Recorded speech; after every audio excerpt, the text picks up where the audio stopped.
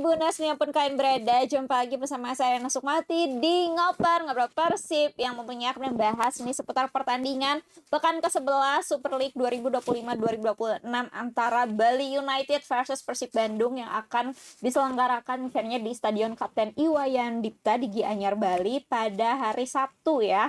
Sabtu mendatang tanggal berapa Mas Giri? Tanggal 1 November. 1 November mengawali bulan November ini dengan away ke Bali ya, dan karena udah disapa jadi tentu saja saya nggak sendirian di sini, ada Mas Giri, Kang Giri lagi di studio, dan juga kami udah terhubung nih lewat telekonferensi bersama rekan kami di Tribun Bali, ada Bli Adrian yang akan juga berbincang-bincang bersama kami di sini. Sehat Bli?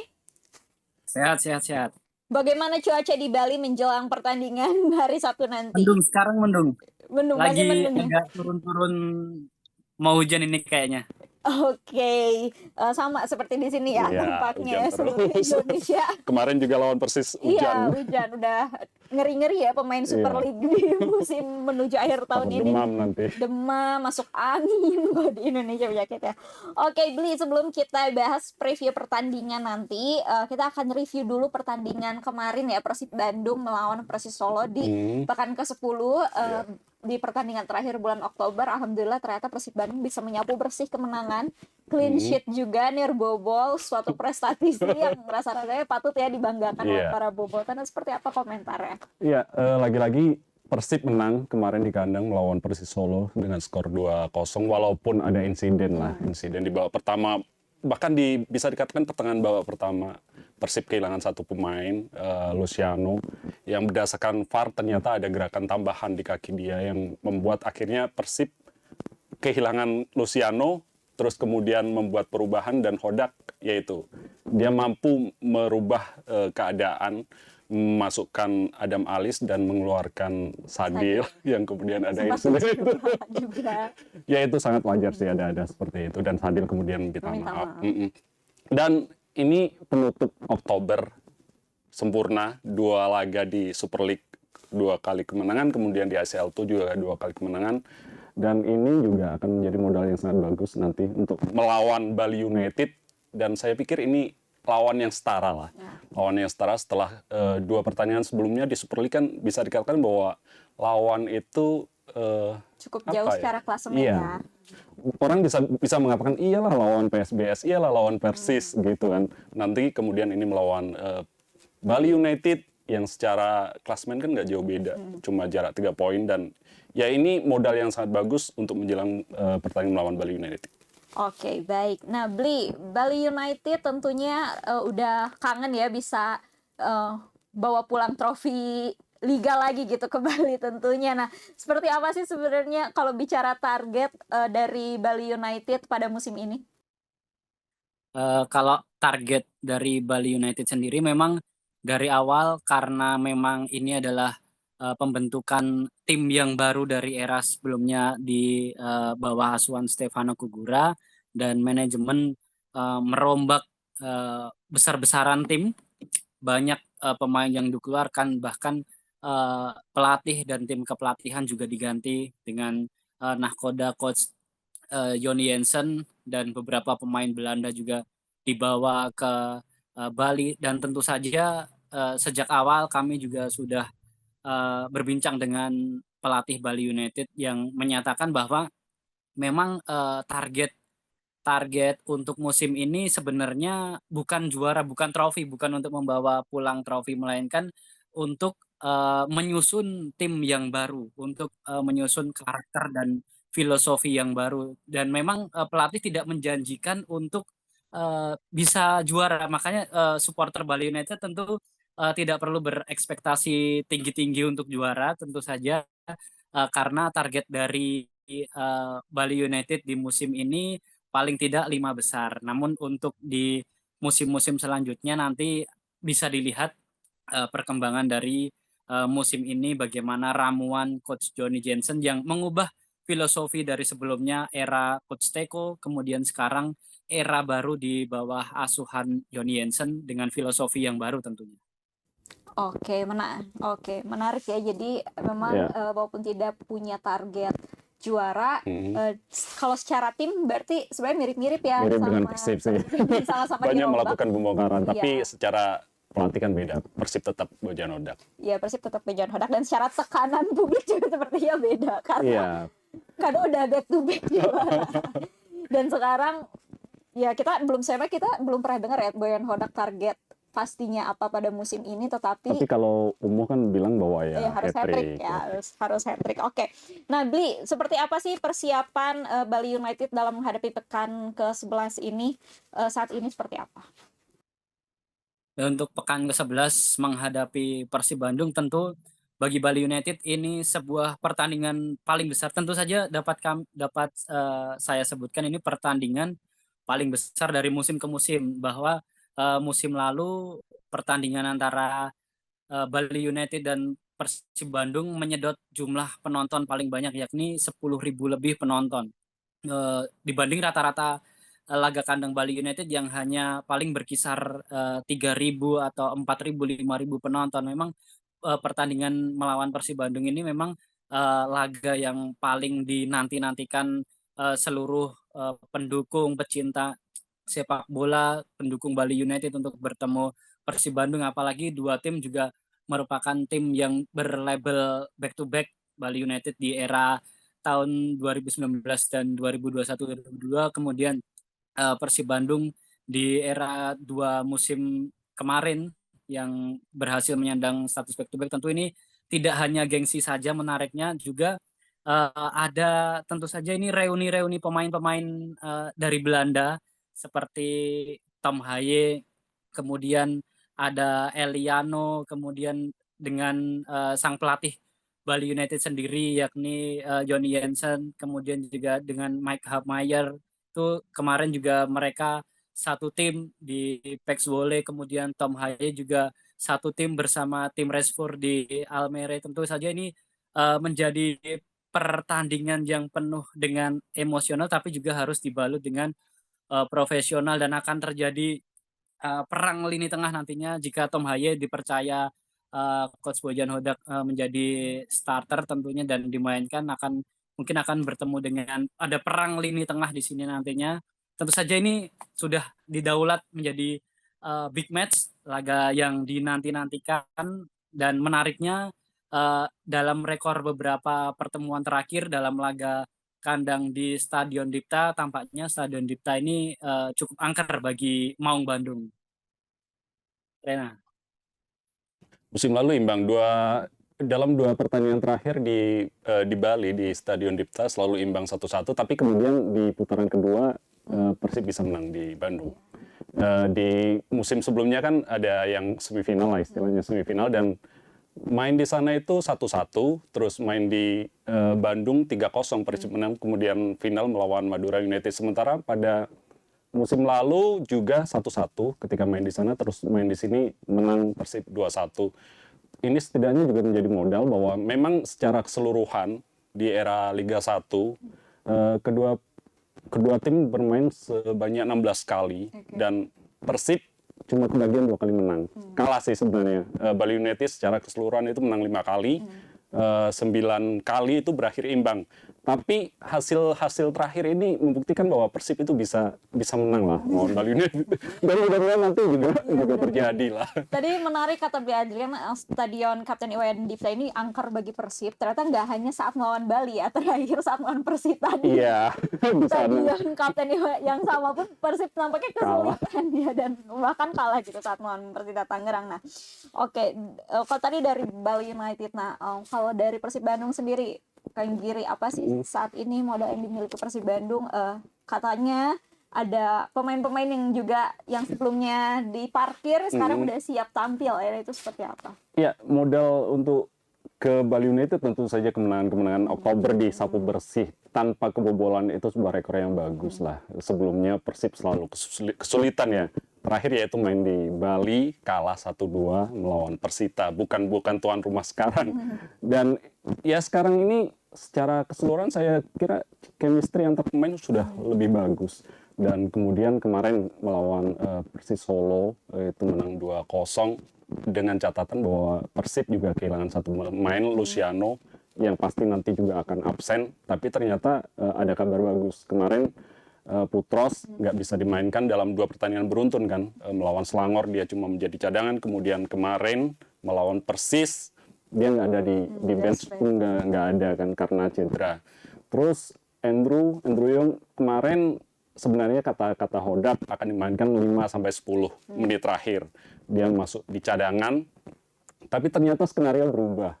Karena yaitu Luciano kena kartu merah dan di babak kedua di akhir ya Persib lebih safety lah.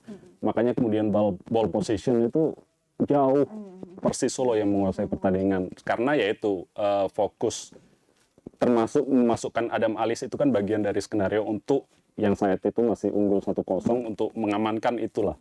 Kemudian si Beckham ditaruh di kiri, terus si Sadil yang dikeluarkan dan ada insiden seperti itu ya biasa aja. Nanti mudah-mudahan kalau lawan Bali United ya mungkin Sadil lah akan dikasih menit main di sana. Ya, mudah-mudahan ya dan membayar rasa kekecewaan pada diri sendiri ya kata Sadil. Iya. Oke, kalau dari Bali United sendiri nih Bli, seperti apa sih menurut Bli modal yang dimiliki oleh Bali United saat ini? Secara tadi udah disinggung ya, sebenarnya secara klasemen, komposisi pemain dan lain sebagainya itu tidak berbanding terlalu jauh lah ya antara kedua tim ini. Seperti apa Bli?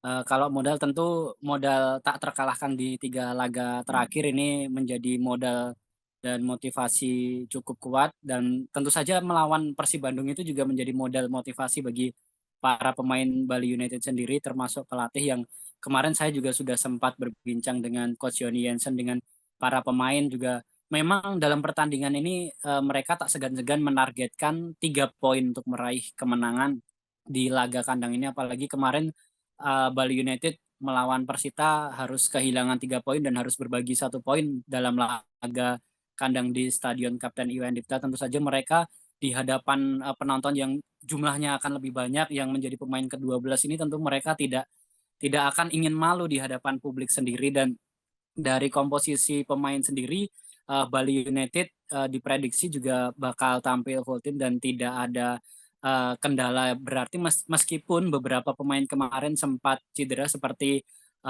ada Mirza Mustafik yang sempat cedera bahu. Kemarin juga belum tampil full di pertandingan pekan ke-10 kemarin saat lawan Persita.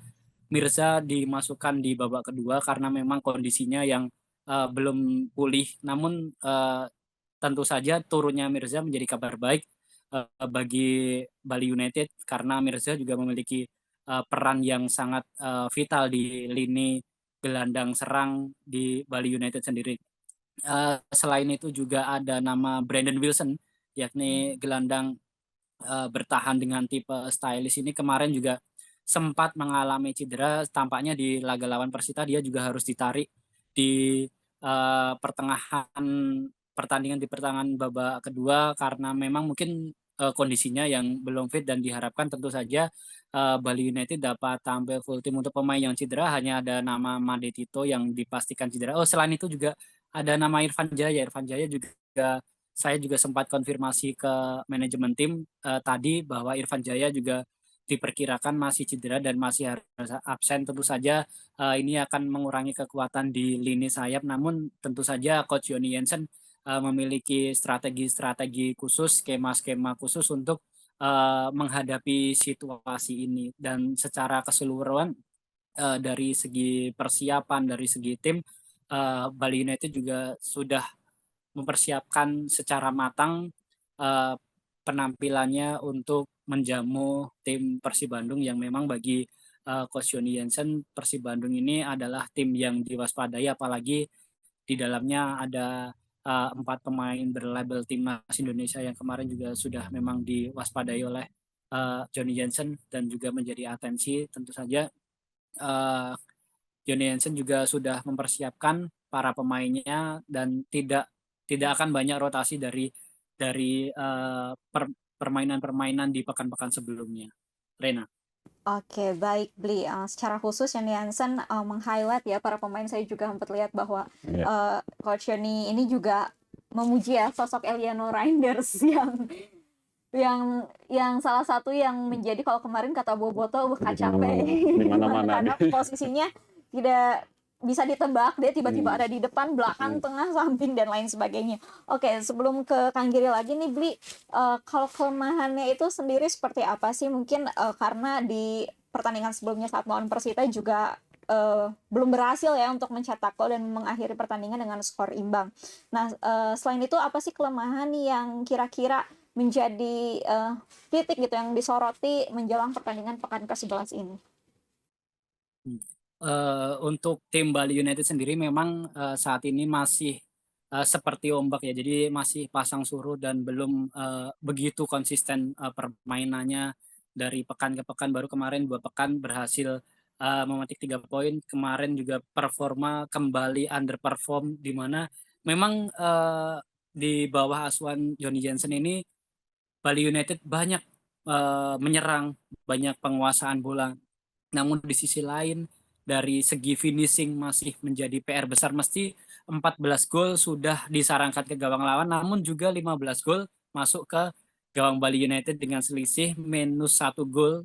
Ini juga menjadi perhatian tentunya dan menjadi bisa dibilang kelemahan Bali United kemarin. Dengan banyak serangan, dengan banyak tekanan, namun tak ada satupun gol yang mampu dikonversi oleh penyerang maupun skema kombinasi dari pemain dari lini tengah ke lini depan tidak membuahkan hasil. Ini menjadi pekerjaan rumah bagi Bali United, yakni finishing tentu saja, untuk kegacoran pemain mencetak gol, untuk bagaimana pemain membahayakan lini pertahanan lawan. Ini masih menjadi titik kelemahan dari Bali United. Selain itu, jika dia mati dari pertandingan-pertandingan sebelumnya, terkadang di lini pertahanan juga masih menjadi masalah, di mana kadang konsentrasi pemain itu kadang masih lost hingga menyebabkan gawang kebobolan. Itu yang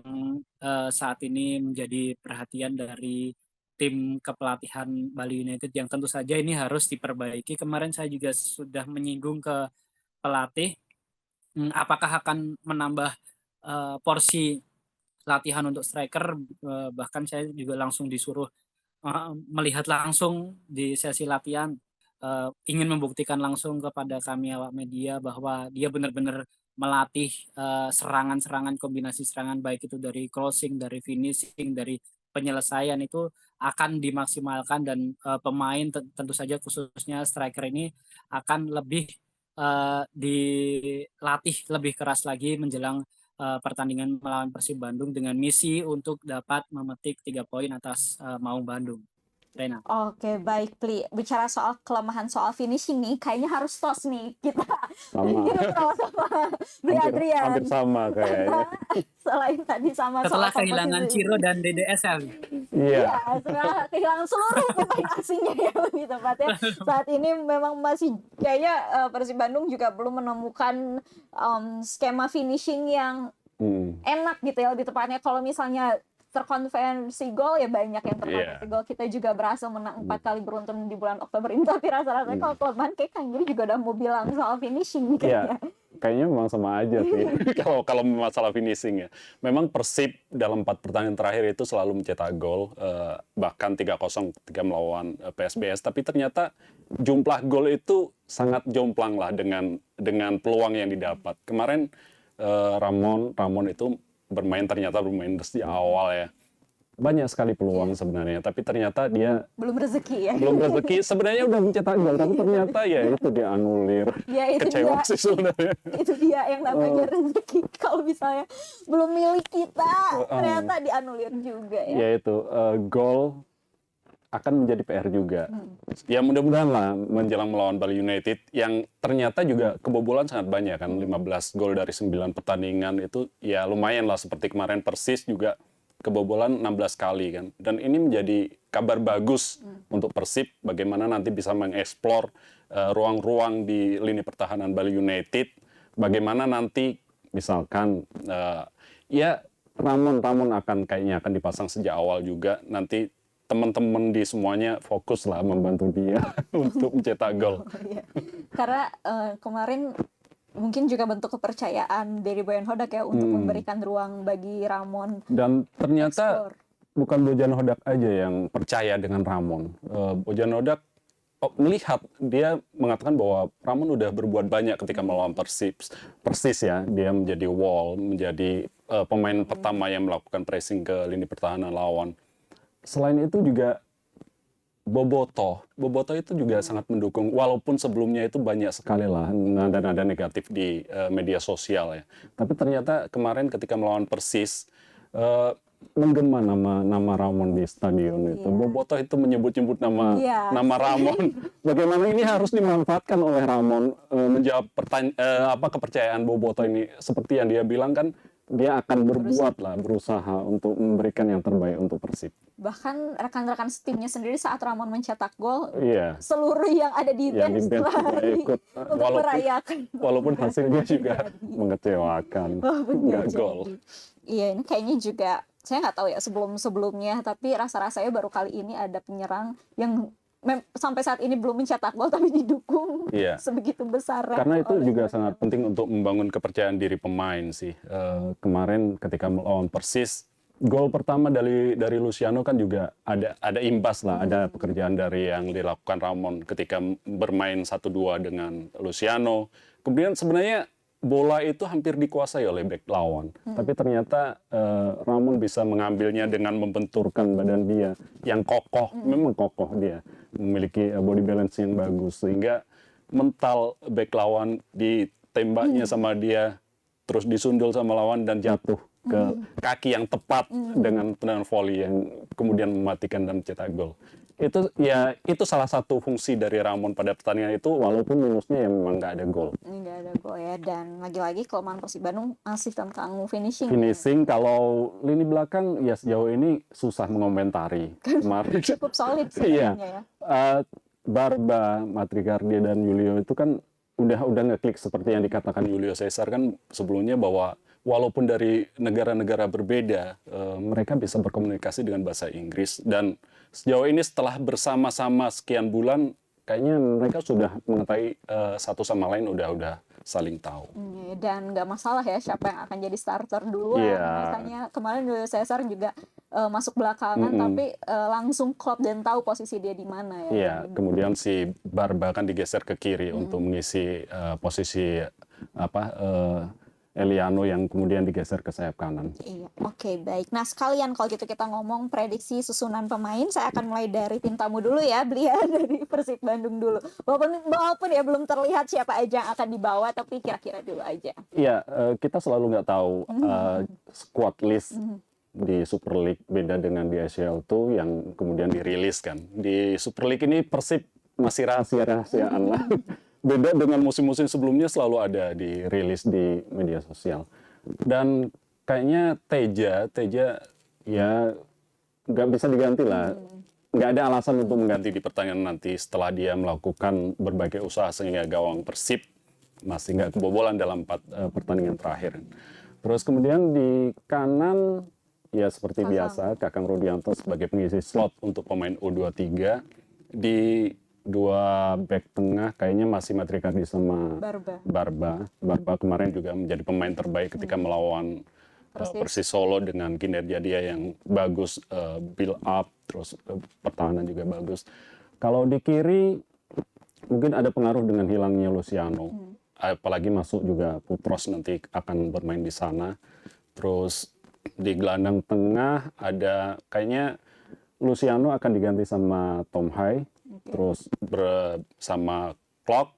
Nah, si Eliano mungkin ada di bagian tengah juga. Bertiga mereka sebelumnya juga pernah dalam kombinasi seperti itu.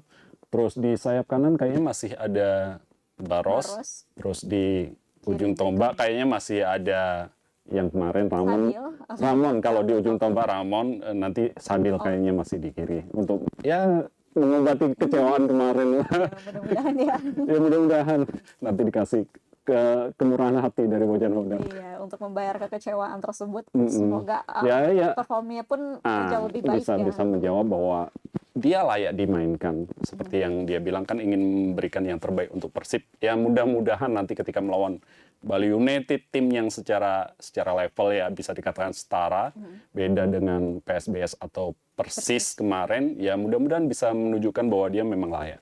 Oke. Baik, sekarang kalau dari Bali United nih Bli, seperti apa prediksi susunan pemain dari Bli? Oke, kalau Bali United sih dari yang saya lihat dari pekan ke pekan tidak banyak perbedaan yang dilakukan oleh pelatih Joni Jensen, di mana di lini penjaga gawang Mike Hapmeyer hingga saat ini juga belum tergantikan karena juga memang bukan tanpa alasan penampilan Mike Hapmeyer yang beberapa kali melakukan penyelamatan krusial tentu saja menjadi modal untuk Mike Hapmeyer ini terus dipercaya oleh pelatih asal Belanda ini. Kemudian di lini pertahanan kemungkinan nanti di sisi kanan ada nama Andika Wijaya, kemudian di tengah ada duet yang tampaknya baru ngeblend ini yakni Joao Ferrari dengan KDRL untuk mengisi pos U23.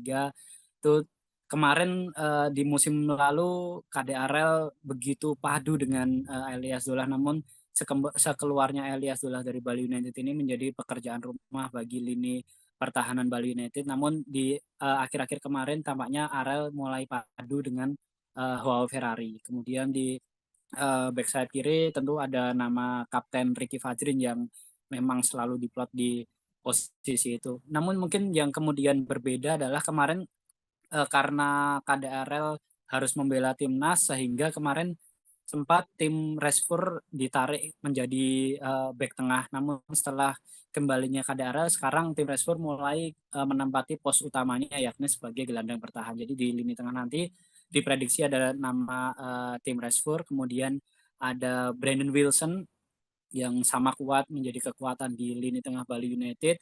Di gelandang serang nantinya ada Jordi Bruin. Kemudian di tiga posisi depan ada nama Kade Agung yang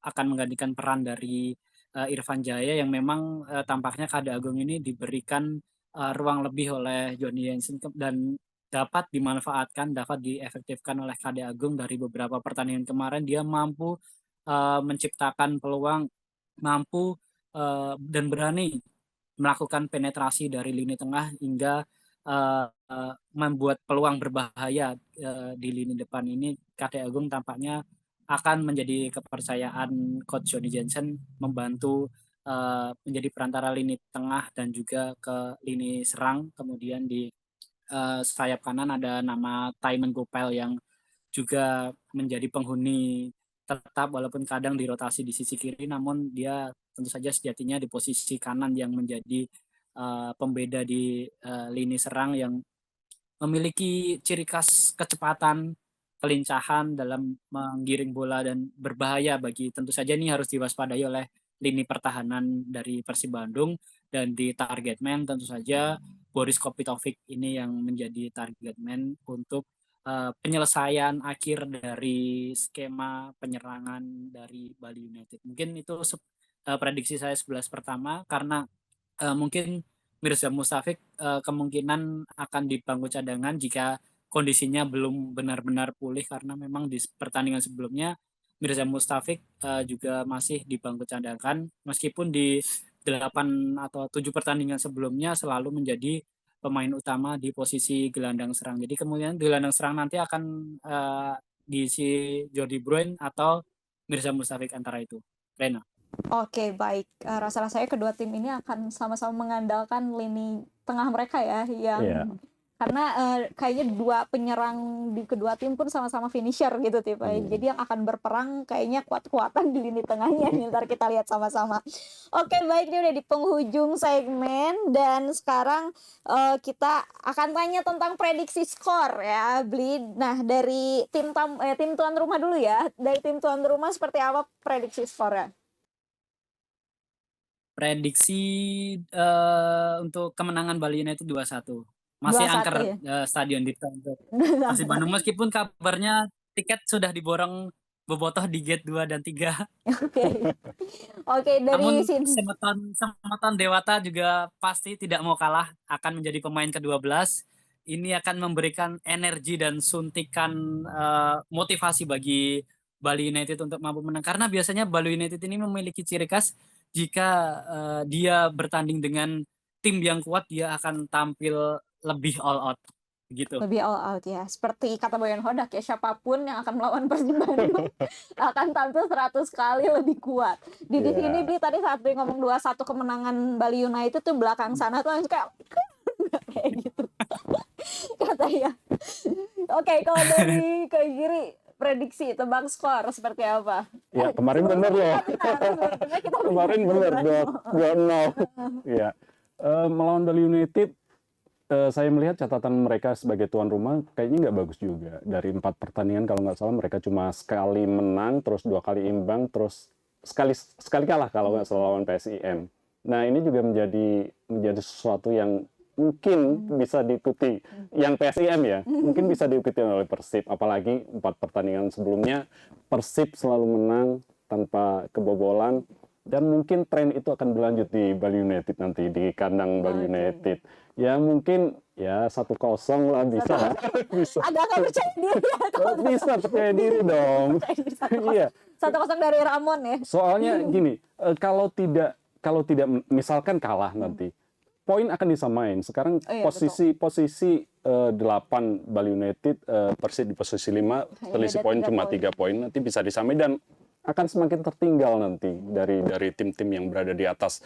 Borneo FC 8 pertandingan 24 poin kan. Terus ada Persija, Maluku United, Persita, selisih poin cuma 1. Ada kans Persib untuk naik ke posisi 2 seandainya nanti setelah pertandingan pekan keempat yang ditunda itu kan dimainkan.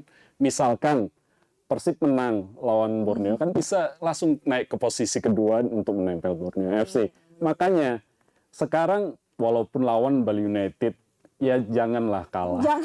Jangan siapa juga Bali United pun sama, pasti mereka mengejar poin tersebut ya, karena secara posisi juga nggak jauh beda. Nah unik kita unik ya ngomongin Borneo FC. Nanti kita adakan segmen khusus ngomongin Borneo FC, apa yang terjadi pada musim ini tiba-tiba menjelma menjadi tim yang tidak terkalahkan hingga sekarang mau pekan ke-11.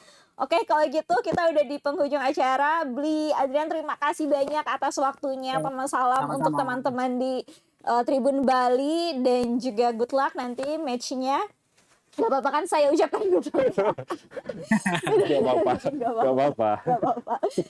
Semoga sehat-sehat selalu dan jaga kesehatan tim Tribun Bali dan juga Kang Giri, terima kasih banyak atas waktunya, dan juga Boboto dan Tribuners terima kasih banyak juga telah menyaksikan. Jangan lupa kalau misalnya kalian masih pengen baca-baca lagi informasi seputar Persib Bandung, terutama preview menjelang pertandingan pekan ke-11 nanti, bisa langsung aja cek di tribunjabar.id, tribuncirebon.com dan tribunpriangan.com. Kalau misalnya mau tahu info seputar Bali, info wisata, info tentang Bali United bisa di tribunbali.com ya. Dan juga kalau misalnya kalian jangan lupa juga untuk like, share, dan subscribe YouTube channel Tribun Jabar Video. Kalau gitu saya Rena Small Team mewakili seluruh kru yang bertugas pamit undur diri. Terima kasih dan sampai jumpa lagi di ngoper selanjutnya. Dadah.